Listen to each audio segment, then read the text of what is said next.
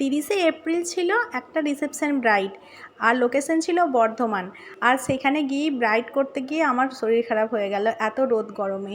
আমি আমার বাপের বাড়ি থেকে গিয়েছিলাম, যেহেতু ওখান থেকে লোকেশনটা একটু কাছে হবে সেই জন্য। আর দাদা আমাকে দিয়ে এলো স্টেশনে। তারপরে এই যে ট্রেন চলে এলো বর্ধমান লোকাল, এতে করেই যাব।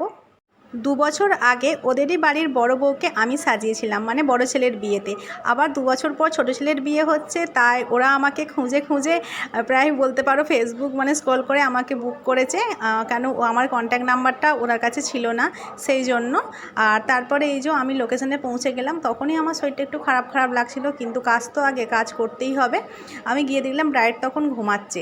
তারপর ওকে ডেকে তোলা হলো, তারপর আমি মেকআপ করতে বসালাম।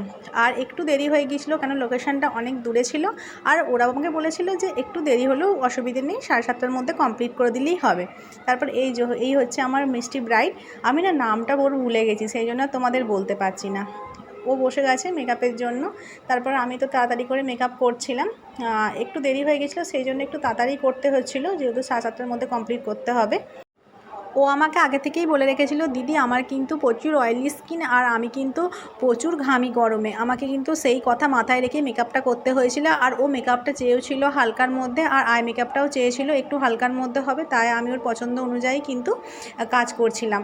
এই গরমেই মেকআপ করতে কিন্তু তোমাদের অনেক সবারই প্রবলেম হয়। তোমরা যারা ভাবছো কী করে এই গরমে মেকআপটা স্টে করাবে, তারা কিন্তু আমার ক্লাসে জয়েন করতে পারো। দেখো এই হচ্ছে আমার ব্রাইডের ফুল লুক।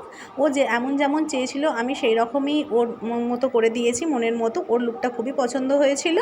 আর ওর ফাইনাল লুকের ছবি তোমাদের সামনে তুলে ধরলাম, কেমন হয়েছে তোমরা জানিও। Thank you.